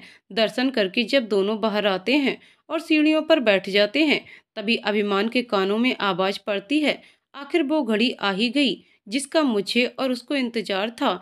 आज तुम दोनों सच जान ही लोगे। रीति और अभी दोनों इधर उधर देखते हैं। वहां पर वही बूढ़ा आदमी बैठा होता है जो अभिमान को पहले भी मिल चुका होता है। अभिमान मुस्कुरा देता है, उस बूढ़े के पास जाता है और उनके पैर छूता है और कहता है, अभी, हाँ बाबा, आप सही कह रहे हैं, आखिर वह दिन आएगा, आज सब कुछ साफ हो जाएगा, आशीर्वाद दीजिए। रीति की तरफ देखकर, चलें अब हम हमारी मंजिल की ओर। रीति जाने के लिए खड़ी हो जाती है और दोनों वहां से निकल जाते हैं। वर्षा सुबह से ही बेचैनी से इधर उधर घूम रही होती है। आज उसे सुबह से ही बहुत बेचैनी हो रही थी। वर्षा घूमते हुए, हे भोलेनाथ, ये सुबह से मुझे क्या हो रहा है, ऐसा क्यों लग रहा है कि आज जरूर कुछ ना कुछ बड़ा होने वाला है। मुझे आज इतनी बेचैनी क्यों हो रही है। वर्षा खुद से बातें ही कर रही होती है कि तभी उसे दूर से आते हुए अभिमान और रीति दिखाई देती है। उसकी आंखें हैरानी से फैल जाती हैं और वह वहां से गायब हो जाती है। अभिमान और रीति भी उस पहाड़ी पर पहुंच जाते हैं। रीति अभिमान का हाथ कसकर पकड़ लेती है। अभी उसका हाथ पकड़कर आगे बढ़ जाता है। दोनों वहां किनारे पर पहुंचकर अपनी आंखें बंद कर लेते हैं। भगवान को याद करके वह दोनों एक साथ जोर से आवाज लगाते हैं, प्रिसा कहाँ हो तुम, हम तुमसे मिलने आए हैं, प्लीज सामने आओ। प्रिसा, प्रिसा प्लीज आओ ना सामने। दोनों की आवाज में प्यार के साथ साथ दर्द भी होता है। वह दोनों लगातार प्रिसा को आवाज लगा रहे होते हैं। उनकी आवाज सुनकर प्रिसा उनकी ओर खिंची चली जाती है और उनके सामने आकर खड़ी हो जाती है। उन दोनों की आंखें अभी बंद होती हैं। प्रिसा के सामने आते ही उनकी बंद आंखों के सामने चलचित्र की तरह सब कुछ चलने लगता है। उन्हें सब कुछ दिखाई देने लगता है। उनका पिछला जन्म, अभी को सब कुछ याद आने लगता है। अभी को दिखाई देता है प्रिसा का उससे पहली बार मिलना, उससे दोस्ती, उनकी दोस्ती का प्यार में बदलना, उनका घूमना, मंदिर में दर्शन करने जाना, प्रिसा की जिंदगी के बारे में जानना कि प्रिसा इस दुनिया में अकेली है और कैसे वो उसका सहारा बनता है। प्रिसा जब 15 साल की होती है तब उसकी दादी भी इस दुनिया से चली जाती हैं। एक बही थी जो बचपन से लेकर 15 साल तक उसका ध्यान रखती थी और उन्होंने उसके लिए कुछ पैसे जोड़कर रखे थे। उसके बाद घरों में काम करके प्रिसा ने अपने आप को बड़ा किया था। दोनों कितने खुश रहते थे। ये देखते देखते ही अभी के चेहरे पर मुस्कान आ जाती है। इधर रीति को भी सब कुछ दिखाई देने लगता है। वह देखती है कैसे वो बचपन में प्रिसा से मिली थी और उस नटखट चंचल मासूम लड़की से कैसे उसने दोस्ती की थी और कैसे दोनों साथ खेलती थीं और साथ खेलते खेलते दोनों बड़ी होती हैं। वह बचपन से जानती थीं कि प्रिसा इस दुनिया में अकेली है और इसीलिए वह हमेशा उसके साथ रहती थी। दोनों बचपन की दोस्त रहती हैं। स्कूल से लेकर खेलने, खाने पीने, घूमने, हर चीज में दोनों हमेशा साथ होती हैं। प्रिसा रत्ना के यहाँ पर ही छोटा मोटा काम करती थी। रत्ना की माँ बहुत अच्छी थी, इसलिए वह उसका ध्यान भी रखती थी और उससे ज्यादा काम नहीं करवाती थी। पहली बार राघव के बारे में जब वो रत्ना को बताती है तो रत्ना बहुत खुश हो जाती है। प्रिसा की बात सुनकर रत्ना खुशी से झूम उठती है और उससे कहती है, ये राघव कहाँ रहता है, कौन है, इसके परिवार में कौन कौन है, क्या करता है, मुझे सब बताना। प्रसा खुश होते हुए, अरे रुक तो, सब बताती हूँ, सब बताती हूँ मैं तुझे राघव के बारे में। राघव इसी गांव में रहता है, वह जो शिव मंदिर है ना, उसके पास ही है, और वह अपनी माँ के साथ रहता है, और अभी तो खेत में मजदूरी करता है। बाकी उसका सपना कुछ और बड़ा करने का है। रत्ना हंसते हुए, कब मिलवा रही है मेरे होने वाले जीजा जी से? प्रसा शर्माते हुए, तू बता कब मिलवाऊं तुझे? रत्ना, आज शाम को ही मिलते हैं पहाड़ी पर। प्रसा, चल ठीक है, मैं उन्हें वहां पर मिलने के लिए बुला लूंगी। इतना कहकर दोनों सहेलियां वापस अपने काम में जुट जाती हैं। शाम को राघव पहाड़ी पर दोनों से मिलने आता है। रत्ना ने राघव को कई दफा पहले देखा था, पर वह जानती नहीं थी कि यही राघव है। प्रसा रत्ना को राघव से मिलवाती है और राघव को भी रत्ना के बारे में बताती है कि ये उसकी एकमात्र वह इकलौती पक्की सहेली है। राघव भी खुशी खुशी रत्ना से मिलता है। दोनों के बीच कुछ औपचारिक बातें होती हैं। थोड़ी देर बातें करने के बाद दोनों सहेलियां वापस आ जाती हैं। इसी तरह दिन बीत जाते हैं और प्रसा और राघव का प्यार दिन ब दिन बढ़ता जा रहा था। वह अपने आने वाले कल के बारे में सोचने लगते हैं और सपने देखने लगते हैं। अब तो गांव में भी दोनों के प्यार की चर्चा होने लगी थी। राघव प्रसा को अपनी माँ से भी मिलवा देता है। प्रसा तो अपने मन ही मन एक राघव और अपना एक सुखी घर देखने लगती है। उसके मन में उसने कई सपने संजो लिए थे। वह जल्द से जल्द राघव से शादी करना चाहती थी, ताकि वह भी एक खुशहाल जिंदगी जी सके। पर शायद उसकी किस्मत में ये सब नहीं था। एक दिन शाम को जब प्रसा राघव से मिलने के लिए पहाड़ी पर जा रही होती है, तब वहां देखती है कि राघव पहले से ही वहां पर मौजूद है और रत्ना भी वहीं पर मौजूद है। वह उन दोनों को ऐसे देखकर चौंक जाती है। वह सोचने लगती है कि राघव और रत्ना दोनों यहाँ क्या कर रहे हैं। वह आगे जाने को होती है कि रत्ना की बातें उसके कानों में पड़ती है। रत्ना जो वहीं खड़ी राघव से कुछ कह रही होती है। रत्ना राघव से, मैं तुमसे बहुत प्यार करती हूँ। जब से मैंने तुम्हें देखा है, ये दिल तुम्हारे ही बारे में सोचता है। इस दिल को तुम्हारे बिना बिल्कुल चैन नहीं है। मेरी जिंदगी में आकर मुझे वह खुशी दे दो जो खुशी मैं तुम्हारे साथ चाहती हूँ। क्या तुम मुझसे शादी करोगे? परसा जो पीछे खड़ी ये सब सुन रही होती है, ये सुनते ही उसकी आंखों में आंसू आ जाते हैं। उसने कभी नहीं सोचा था कि उसकी सहेली उसके साथ ये सब करेगी। वह राघव का जवाब सुनने के लिए वहीं खड़ी रहती है। राघव मुस्कुराते हुए जवाब देता है, हाँ, मैं तुम्हारी जिंदगी में शामिल होना चाहता हूँ। उसके इतना कहते ही प्रसा का दिल छलनी हो जाता है। उसने कभी नहीं सोचा था कि राघव उसे इतना बड़ा धोखा देगा। उसकी आंखों से आंसू झरझर बहने लगते हैं। ये धोखा प्रसा से बर्दाश्त नहीं होता और वो आगे बढ़कर दोनों के पास जाती है। उन दोनों को बिना कुछ कहे अपनी भरी आंखों से मुस्कुराकर देखती है और कहती है, प्रसा, तुम दोनों ने ये ठीक नहीं किया। प्रसा की बात सुनकर वो दोनों कुछ समझ पाते उससे पहले ही प्रसा दौड़ते हुए पहाड़ी से छलांग लगा देती है। राघव और रत्ना दोनों उसके पीछे दौड़कर जाते हैं। राघव रोते हुए प्रसा को आवाज लगाता है। राघव रोते हुए, प्रसा प्रसा, ये तुमने क्या किया? ये कहकर वो बिलक बिलक कर रोने लगता है। पीछे खड़ी रत्ना भी रो रही होती है। आज उन दोनों ने प्रसा को खो दिया था। ये सब कुछ देख रही रीति की आंखों से आंसू झरझर बहने लगते हैं। ये थी रीति रत्ना की तरफ की कहानी। अभी राघव अभिमान के हिस्से की कहानी बाकी है। अभिमान अपनी बंद आंखों से प्रसा और खुद को देख रहा होता है। प्रसा से उसकी मुलाकातें, दोस्ती, प्यार, सब कुछ जो लम्हे उसने प्रसा के साथ बिताए थे। प्रसा से उसकी मुलाकात वही गांव के मंदिर में होती है। वही उन दोनों की दोस्ती भी होती है। उसके बाद दोनों अक्सर मंदिर में मिल लेते थे और देखते देखते दोनों एक दूसरे को अपना दिल दे बैठते हैं। राघव को जब मालूम पड़ता है कि प्रसा का इस दुनिया में कोई नहीं है, तो उसे उसके लिए बहुत बुरा लगता है और उसके मन में प्रसा के लिए प्यार और बढ़ जाता है। और इसी तरह वो एक दिन अपने प्यार का इजहार प्रसा से करता है। प्रसा तो खुशी के मारे उछल पड़ती है। अपनी खुशी को जाहिर करते हुए वह कहती है, प्रसा खुशी से, राघव, मैं भी तुमसे बहुत प्यार करती हूँ। अपनी सारी जिंदगी तुम्हारे साथ बिताना चाहती हूँ। प्रसा की बात सुनकर राघव उसे उठाकर घूमने लगता है और खुशी से जोरों से चिल्लाने लगता है, आई लव यू प्रसा। प्रसा उसे खुद को नीचे उतारने के लिए कहती है। राघव उसे नीचे उतारता है। प्रसा राघव से कहती है, प्रसा, मुझे तुम्हारी माँ से मिलना है। क्या तुम मुझे अपनी माँ से मिलवाओगे? राघव उससे कहता है, राघव, हाँ, जल्द ही माँ से मिलवा दूंगा। इसी तरह दिन बीत जाते हैं और दोनों का प्यार वक्त के साथ बढ़ता जाता है। एक दिन मौका पाकर राघव अपनी माँ से प्रसा को मिलवा देता है। और माँ को भी प्रसा बहुत पसंद आती है। प्रसा के जाने के बाद वो राघव के कान खींचकर कहती हैं, माँ, रघु कब उसे मेरी बहू बना रहा है? राघव, आह माँ छोड़ो ना, दर्द हो रहा है। और मुस्कुराकर कहता है, जल्द ही प्रसा इस घर की बहू बनकर आएगी। इसी तरह एक दिन जब प्रसा राघव को पहाड़ी पर बुलाती है और वहाँ उसकी मुलाकात वहाँ रत्ना से करवाती है। रत्ना से मिलकर राघव को बहुत अच्छा लगता है। उसे जानकर अच्छा लगता है कि प्रसा का दुनिया में उसके अलावा भी एक सच्चा दोस्त है।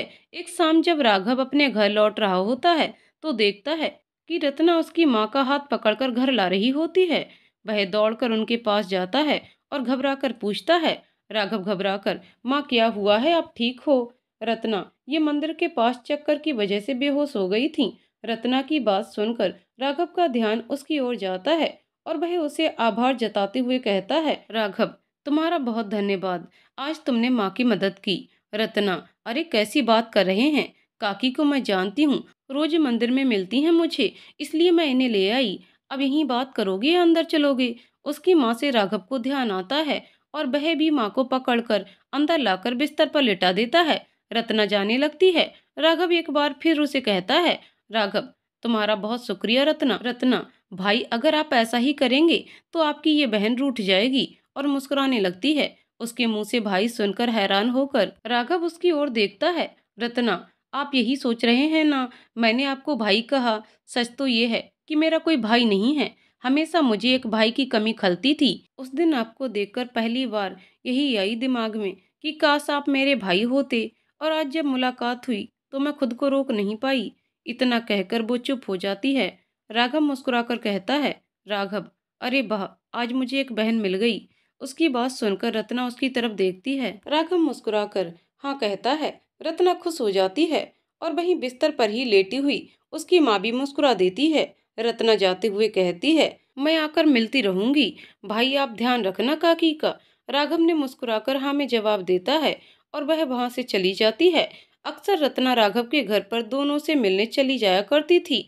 इस बात की खबर प्रसा को नहीं थी। रत्ना उसे बताना चाहती थी, लेकिन एक शुभ अवसर पर उसने सोचा था कि आने वाली शिवरात्रि को वह बताएगी।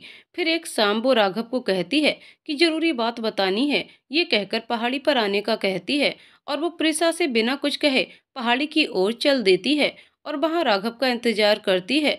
राघव थोड़ी देर में वहां पहुंच जाता है।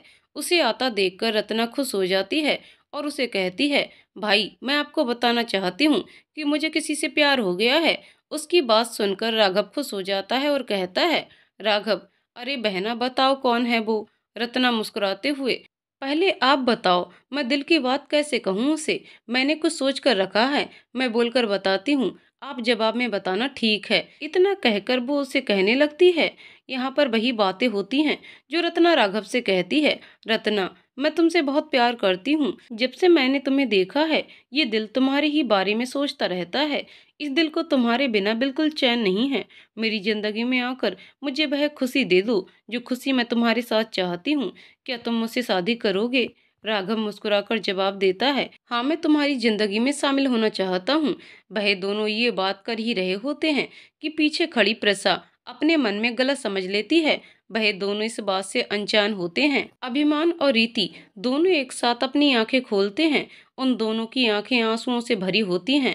वह दोनों देखते हैं कि सामने प्रसा खड़ी है, लेकिन उसके चेहरे पर कोई भाव नहीं है। वह एक टक बस दोनों को देख रही होती है, जैसे उनके सवाल कह रही हो, आखिर ऐसा क्यों किया? लेकिन इसका जवाब तो वह दोनों अच्छी तरह से जानते थे कि प्रसा ने उन्हें गलत समझकर एक गलत फैसला लिया, जिसकी वजह से आज ही वो एक आत्मा की तरह भटक रही है। रीति बोलना चालू करती है, तुझे अपनी सहेली पर थोड़ा भी भरोसा नहीं था? एक बार मुझसे पूछती तो सही, बिना कुछ जाने ही तूने ये सब कर दिया। क्यों? क्या हमारी दोस्ती में विश्वास नाम की चीज नहीं थी? प्रसा गुस्से से, कैसा विश्वास, कौन सा विश्वास? तुम दोनों ने मेरे विश्वास को छलनी कर दिया है और तुम बात कर रही हो कि मैं तुम पर विश्वास करती। इतनी देर से जो अभी चुप खड़ा था वह प्रसा से कहता है, अभी नम आंखों से, क्या तुम्हें अपने राघव पर भी भरोसा नहीं था? मुझे जवाब दो प्रसा। प्रसा राघव पर एक तीखी नजर डालकर कहती है, प्रसा तुम पर तो बहुत भरोसा किया था मैंने, लेकिन आखिर में मुझे क्या मिला? रत्ना के साथ मिलकर तुमने मुझे धोखा दे ही दिया। अब मैं तुम दोनों से बस जवाब चाहती हूँ कि तुम लोगों ने ऐसा किया क्यों? अभिमान, धोखा? कौन सा धोखा? किस धोखे की बात कर रही हो तुम? मैंने और रत्ना ने तुम्हें कोई धोखा नहीं दिया। परसा, अच्छा तुमने मुझे धोखा नहीं दिया, तो फिर उस दिन पहाड़ी पर ये तुमसे प्यार भरी बातें क्यों कर रही थी? क्यों वह तुमसे शादी की पूछ रही थी और तुमने भी उसे हाँ में जवाब दिया? वह सब क्या था? क्यों तुम लोग पहाड़ी पर मिलने आए थे और जिसके बारे में मुझे बिल्कुल भी पता नहीं था? बताओ मुझे। वर्षा गुस्से से चीखने लगती है। लीला का मन अजीब से डर से घबरा रहा होता है। उसे सुबह से बेचैनी हो रही होती है। उसे लग रहा होता है कि कुछ तो होने वाला है। वह अभिमान और रीति के बारे में सोचती है, जो कि अभी तक घर नहीं आए होते हैं। वह अपनी देवरानी रानू से कहती है, लीला सुन छोटी, ये दोनों बच्चे अभी तक घर नहीं आए हैं। मुझे अजीब लग रहा है, कहीं कुछ होने वाला तो नहीं है ना? वह दोनों ठीक तो होंगे ना? रानू, पता नहीं जीजी, वह दोनों कहाँ गए? चिंता तो मुझे भी हो रही है। चलो हम यहाँ आसपास देख कर आते हैं। लीला उसकी बात मानकर उसके साथ बाहर निकल जाती है। लीला और रानू आसपास के लोगों से पूछती हैं, किसी को कुछ पता नहीं होता है? लीला रानू से कहती है, छोटी एक बार हम नीति से भी पूछ लेते हैं, क्या पता उसे पता हो कि वह दोनों कहाँ गए हैं। रानू अपना सर हिला देती है। दोनों नीति के घर पहुंच जाती हैं। वहां नीति अपनी माँ के साथ बैठी होती है। उन दोनों को आता देख वह खड़ी होकर उनसे पूछती है, नीति, क्या हुआ काकी? आप दोनों आज ऐसे आए, कुछ हुआ है क्या? लीला बेचैन होकर, हाँ बेटा, अभी और रीति कब से घर से गए हैं, अभी तक नहीं आए। तुम्हें कुछ पता है क्या, वह दोनों कहाँ गए हैं? नीति हैरान होकर, क्या वह दोनों घर पर नहीं आए? ऐसे कैसे, वह कहाँ गए, बताकर नहीं गए क्या? लीला, नहीं बेटा। नीति, मैं भी आप लोगों के साथ उन्हें ढूंढने चलती हूँ। इतना कहकर नीति अपनी माँ से पूछकर उन दोनों के साथ निकल जाती है। अभी तुम सच सुनना चाहती हो ना, तो सुनो। वो रत्ना मुझे भाई कहती थी। उसने मुझे अपना भाई माना था। अक्सर माँ से मिलने और मुझसे मिलने घर आया करती थी। परसा हंसते हुए, ये तुम्हारी बहन बन गए और मुझे पता भी नहीं चला। और क्या एक बहन अपने भाई से इस तरह से शादी के लिए प्रस्ताव रखती है? परसा की आंखों में गुस्से के साथ साथ नफरत के भाव भी रहते हैं, जिसे देखकर एक पल के लिए रीति भी डर जाती है। वो कहती है, रीति, मैं तुम्हें बताना चाहती थी और बताने भी वाली थी। बस एक अच्छे अवसर पर बताना चाह रही थी, क्योंकि मेरे लिए बहुत बड़ी बात है कि मेरा कोई भाई है। ये बात तो तुम भी जानती हो ना, एक भाई के लिए कितना तड़पती थी मैं। और उस दिन पहाड़ी पर मैंने भाई से जो कुछ भी कहा, वह भाई के लिए नहीं था, बल्कि वह किसी और के लिए था। उसकी बात सुनकर परसा चौंक जाती है। परसा रीति से सवाल करती है, परसा, कौन था वो? रीति, तुम्हें याद है, शिव मंदिर के पास ही एक लड़का रहा करता था, जो चुपके चुपके हम दोनों को देखता था और तुम मुझे चिढ़ाती थी कि वह मेरा दीवाना है। परसा को याद आने लगता है कि हाँ, एक लड़का था। परसा जवाब नहीं देती। इसका जवाब सुने बिना रीति आगे कहती है, उसे रोज देखते देखते कहीं ना कहीं मन ही मन में मैं उसे चाहने लगी थी। मैं चाहती थी कि पहले वह अपने दिल की बात कहे, पर मेरा प्यार इसके लिए इस कदर बढ़ गया था कि मैं उसके बोलने का भी इंतजार नहीं करना चाहती थी। मैं खुद उसे अपने मन की बात कहना चाहती थी। इसलिए मैंने राघव भैया से पूछा कि मैं उसे किस तरह अपने दिल की बात कहूँ, और उन्हें कहकर बताया, और उसी बात को तुमने गलत लिया और हमारे बारे में गलत सोचा। इतना कहकर रत्ना प्रसा को देखती है। प्रसा की आंखों में आंसू रहते हैं। उसे इस वक्त अपनी गलती पर पछतावा हो रहा होता है। वह शर्म से अपनी नजरें नीची कर लेती है। अभिमान आगे बढ़कर प्रसा को छूता है, पर छू नहीं पाता। उसकी आंखों से आंसू बह जाते हैं। भले ही प्रसा ने उन लोगों को गलत समझकर गलती की थी, पर प्रसा उसका प्यार है। और सब कुछ याद आने के बाद वह प्रसा को गले लगाना चाहता था। प्रसा रोते हुए, अपनी गलती की वजह से मैं इतना आगे आ चुकी हूँ कि अब मैं तुम्हें चाहकर भी कभी गले नहीं लगा सकती। अभी नम आंखों से तुमने मुझ पर एक बार भरोसा तो किया होता। ये दिल हमेशा तुम्हारे लिए ही धड़कता है। मैंने तुमसे प्यार किया है, किसी और के बारे में सोच भी नहीं सकता। फिर तुमने कैसे सोच लिया कि मैं तुम्हें धोखा दे दूंगा? परसा घुटनों के बल बैठकर, मुझसे बहुत बड़ी गलती हो गई, मुझे माफ कर दो। मैंने जो देखा और सुना उसमें मैं इतना दुखी हो गई कि मैंने एक बार भी अपने प्यार पर विश्वास नहीं किया। पूरे गांव में ढूंढने के बाद लीला, नीति और रानू पहाड़ी की ओर बढ़ने लगते हैं। लीला का मन बहुत घबरा रहा होता है। उसे अभिमान की फिक्र हो रही थी। वह लोग पहाड़ी की ओर पहुंच जाते हैं और लीला देखती है कि रीति और अभिमान किसी से बातें कर रहे होते हैं। लीला उन दोनों के साथ उनके नजदीक आती है तो देखती है कि वह वही लड़की है जो अभिमान को उस दिन घर लेकर आती है, उसे इनके साथ देखकर वह पहले तो चौंक जाती है, फिर उन्हें आवाज लगाते हुए कहती है, लीला। अभी लीला के इतना कहते ही तीनों की नजरें उन तीनों पर पड़ जाती हैं। अभिमान अपनी माँ को देखकर सोच में पड़ जाता है, इसकी माँ यहाँ पर कैसे आ गई, और साथ में अपनी चाची को भी देखता है। अभी, माँ आप यहाँ? लीला, हाँ पर पहले ये बता, तुम दोनों इस लड़की के साथ यहाँ क्या कर रहे हो, और तुम इसे कैसे जानते हो? ये वही लड़की है जो तुम्हें उस दिन घर लेकर आई थी। अभी गहरी सांस लेकर, माँ ये वही है जो मेरे सपने में मुझे दिखती थी। उसकी ये बात सुनकर लीला को अचंभा होता है कि वह लड़की जो सपने में दिखाई देती थी, आज वह उनके सामने खड़ी है। लीला, पर ये कैसे? अभी उन्हें सारी बातें बताता है, अपने पिछले जन्म की भी और प्रसा के बारे में भी। सारी बात सुनने के बाद तीनों हैरानी से प्रसा की ओर देखने लगते हैं। नीति को तो विश्वास नहीं हो रहा होता है कि जो लड़की स्कूल में आई थी वह यही थी। वह सिर्फ अभी को देख रही होती है जो प्रसा को प्यार करता है। एक पल के लिए उसे बुरा लगता है, तो वही लीला को प्रसा और राघव के लिए बुरा लगता है कि कैसे वह दोनों एक गलतफहमी के चलते दूर हो गए थे। लीला को सोचते हुए प्रसा से कहती है, माना तुम्हारे साथ बहुत बुरा हुआ, एक गलतफहमी के चलते तुमने गलत कदम उठाया, पर अब तुम मेरे बेटे से क्या चाहती हो? अब तो तुम एक आत्मा हो और इसका ये पुनर्जन्म है, तो तुम उससे क्या चाहती हो?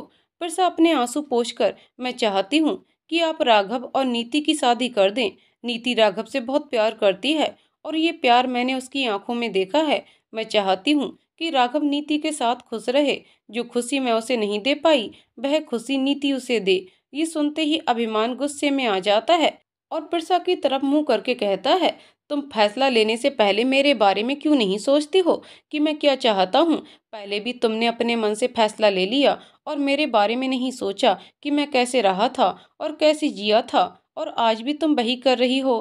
प्रसा प्यार से, अगर तुम मुझसे प्यार करते हो तो तुम नीति से शादी करोगे। मेरी यही आखिरी इच्छा है। अगर मेरी इच्छा पूरी नहीं हुई तो मुझे कभी मुक्ति नहीं मिलेगी। क्या तुम चाहते हो कि मैं यूं ही भटकती रहूं? उसकी बात सुनकर वहां खड़े सभी लोगों की आंखों में आंसू आ जाते हैं। प्रसा का प्यार देखकर नीति भी मन ही मन कहने लगती है कि प्यार हो तो ऐसा। अभी, ठीक है, मैं तैयार हूँ। प्रसा लीला से कहती है, कुछ दिनों में अच्छा मुहूर्त है, तब आप इन दोनों की शादी कर देना और साथ ही मेरी मुक्ति के लिए पूजा करवाना, ताकि मैं इस दुनिया से मुक्त हो सकूं। फिर राघव की तरफ मुड़कर, और ये मत सोचना कि तुम मुझसे छुटकारा मिल जाएगा, मैं तुम्हारे घर लौटकर वापस आऊंगी। इतना कहकर प्रसा वहां से चली जाती है। अभी वहीं खड़ा होकर उसे जाते हुए देख रहा होता है। उसकी आंखों में अभी भी इसके लिए वही प्यार था जो पहले हुआ करता था। सभी लोग वहां से घर आ जाते हैं। कुछ सालों बाद एक नन्ही सी लड़की नीली फ्रॉक में दौड़ते हुए अंदर आती है और वो इशारे से लीला जी को चुप रहने को कहती है। उसकी इस हरकत पर वो मुस्कुराकर हाँ कह देती हैं। वो लड़की अभी के पीछे से उसकी आंखें बंद कर देती है। उसकी इस नादानी पर अभी को हंसी आ रही होती है। वो मुस्कुराकर कहता है, प्रसा की बच्ची बाहर आ जाओ, मुझे पता है ये तुम ही हो। वो लड़की जिसका नाम प्रसा होता है, वो अभी और नीति की 4 साल की बेटी है, जो नकली गुस्से से अभी से कहती है, ओफो लाघव, आप मुझको हल बाल कैसे पहचान लेते हो? उसकी बात पर किचन से आती हुई नीति और लीला जी साथ ही अभी भी मुस्कुरा देता है और वही प्रसा गुस्से में अपना मुंह फुला लेती है। अभी उसे अपनी गोद में लेकर कहता है, क्योंकि पापा आपसे बहुत प्यार करते हैं और इसलिए मैं पहचान जाता हूँ। अभी, अच्छा एक बात बताओ, मेरा नाम तो अभिमान है, तुम मुझे राघव क्यों बुलाती हो? प्रसा कुछ सोचते हुए, त्योती मुझे ये नाम अच्छा लगता है डैडी। उसकी बात सुनकर अभी को प्रसा की कही बात याद आ जाती है जो उसने जाते वक्त कही थी, और मन ही मन वो कहता है, तुम ना होकर भी यही हो, यही तो है तेरा मेरा प्यार। नीति भी प्रसा को सोचकर कहती है, तुमने उस दिन अपने प्यार की कुर्बानी देकर मुझे मेरा प्यार दिया, इसके लिए मैं जिंदगी भर तुम्हारी शुक्रिया अदा करूं, वो भी कम है प्रसा। इसलिए तुम्हें याद करते हुए मैंने अपनी बेटी का नाम तुम्हारे नाम पर रखा। इतना सोचते हुए नीति भी मुस्कुरा देती है। लीला जी मन ही मन, तुमने जाते जाते एक अच्छा फैसला लिया प्रसा, और अपने बच्चे को उसके बच्चे के साथ खुश देखकर वो उनकी नजर उतार लेती है। वही नटखट प्रसा अपनी शैतानियों से अभी को तंग कर रही होती है। और लीला जी और नीति दोनों बैठकर खुश होकर उन्हें देखकर मुस्कुरा रहे होते हैं। तो दोस्तों कहानी यहीं पर समाप्त होती है। दोस्तों आपको कहानी कैसी लगी कमेंट करके जरूर बताइएगा। कहानी पसंद आई हो तो वीडियो को लाइक शेयर करें और चैनल को सब्सक्राइब करें। कहानी को पूरा सुनने के लिए बहुत बहुत धन्यवाद दोस्तों।